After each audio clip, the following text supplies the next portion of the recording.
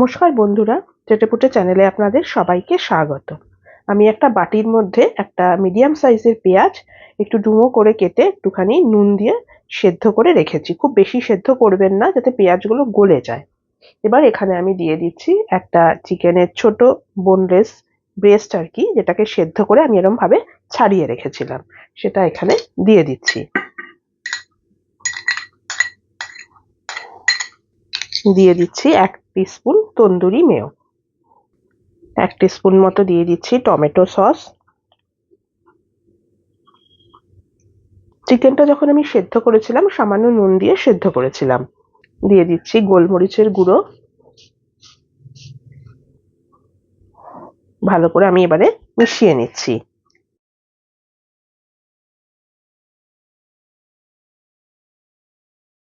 দেখুন এটা আমার হয়ে গেছে।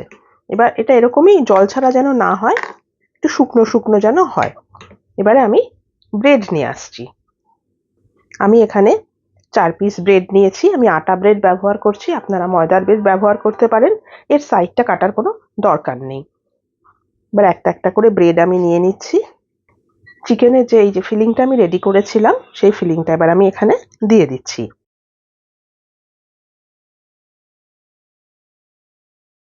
দিয়ে দিচ্ছি এবার একটু গ্রেট করে চিজ।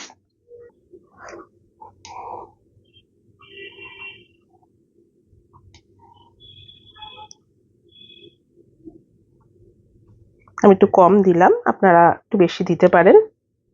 এবারে এর ওপরে আমি আরো একটা ব্রেড চাপা দিয়ে দিচ্ছি।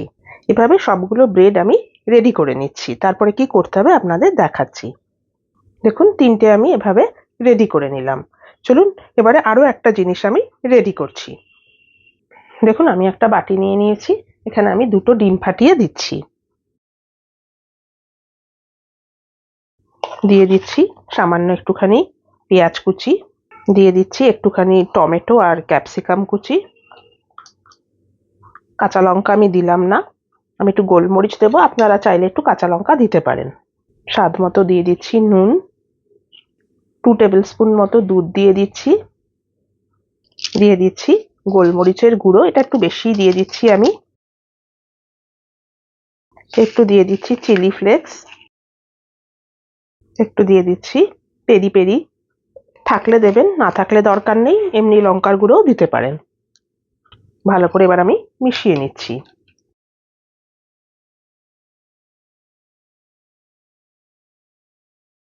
আমার হয়ে গেছে। চলুন এবার কি করতে হবে দেখাচ্ছি।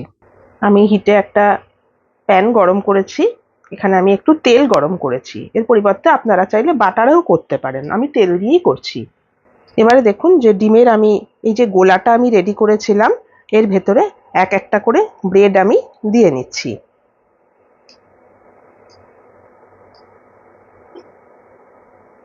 দিয়ে আমি ছেড়ে দিলাম।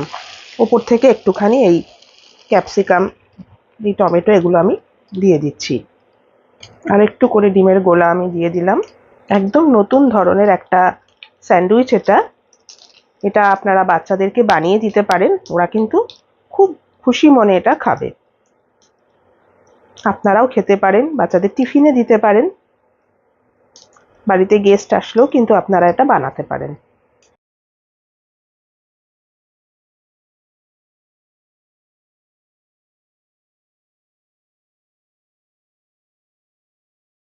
এই পিঠটাতেও আমি একটুখানি দিয়ে দিচ্ছি সবজিগুলো।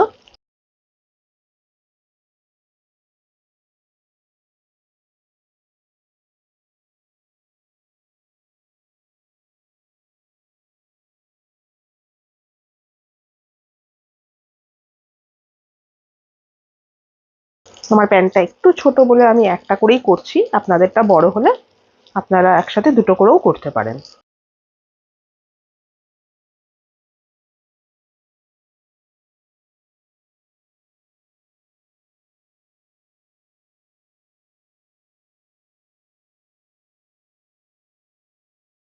ওপর থেকে একটুখানি চিজ আমি গ্রেট করে দিয়ে দিচ্ছি।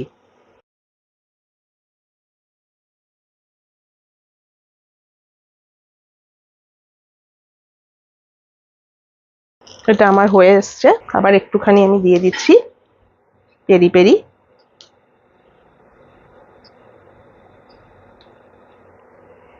আর দিয়ে দিলাম সামান্য একটুখানি মিক্সড হার্বস।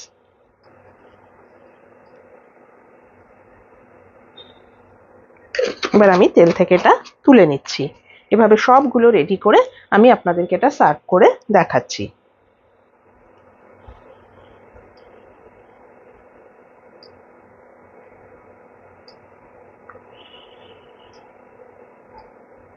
দেখুন বন্ধুরা, রেডি হয়ে গেল আমার আজকের এই খুব টেস্টি চিজি স্যান্ডউইচ। আপনারা এটা অবশ্যই বাড়িতে ট্রাই করবেন, বাচ্চাদেরকে আপনারা এটা বানিয়ে দেবেন, দেখবেন ওরা খুব খুশি হয়ে খেয়ে নেবে। আপনারাও নিজেরাও খেতে পারেন, টিফিনে নিয়ে যেতে পারেন, খুবই ভালো হয় খেতে।